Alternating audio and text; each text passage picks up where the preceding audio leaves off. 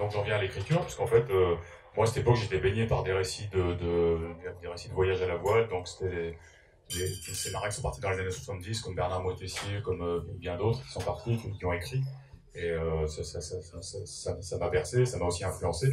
Et donc je me suis dit après, pourquoi pas faire comme eux, quoi. Donc, les grandes découvertes maritimes, donc c'est 15e siècle, début 16e. Ça m'a toujours passionné. Enfin, ça regroupe plein de choses que j'aime, quoi. Quand j'étais gamin, j'étais passionné de géographie, donc j'étais toujours plongé dans les atlas.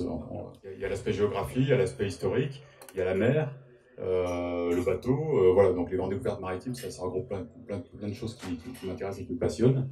Ces deux personnages, Stéphane le Breton, Richard le Normand, qui sont des personnages de fiction, on pense au début du livre, et puis après vous découvrirez. Est-ce que vous pouvez nous les présenter et un peu comment ils vous sont venus? On peut le dire, en fait, ce sont des personnages qui ont réellement existé et qui sont très peu connus, à mon sens, un peu injustement, puisqu'en fait, il s'agit tout simplement du premier Français, du premier Breton à avoir fait le tour du monde. Et donc en fait, pour répondre aussi un peu mieux à votre question, en fait, moi je m'intéresse beaucoup aux personnages secondaires de l'histoire. J'ai pas du tout rien lu sur Magellan. Magellan, il reste en fond, voilà, il y a déjà plein de livres exprès sur Magellan, enfin, j'ai pas voulu faire ça. Je m'intéresse, comme dans Les Guerriers de Lisbonne, d'ailleurs mon roman précédent, un peu aux personnages secondaires.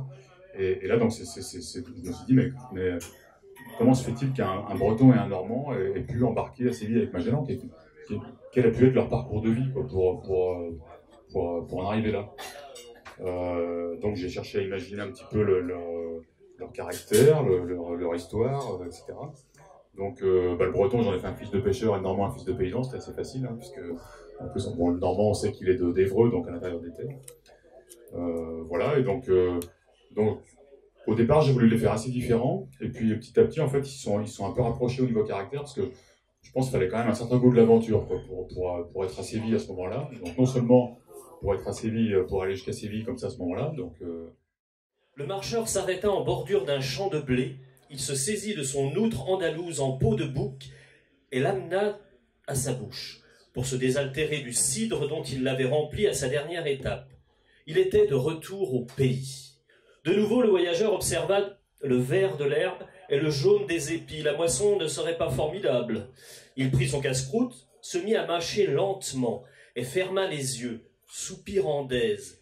Il s'emplit du goût du pain, on pense au biscuit que vous nous racontiez là, et du fromage, du chant des oiseaux et du bruissement des blés, des odeurs familières de la campagne normande. Son esprit mesura le chemin parcouru depuis qu'il en était parti des années auparavant. Voilà. J'espère qu'on vous a donné envie de le lire, vous allez passer un bon moment et surtout de le relire.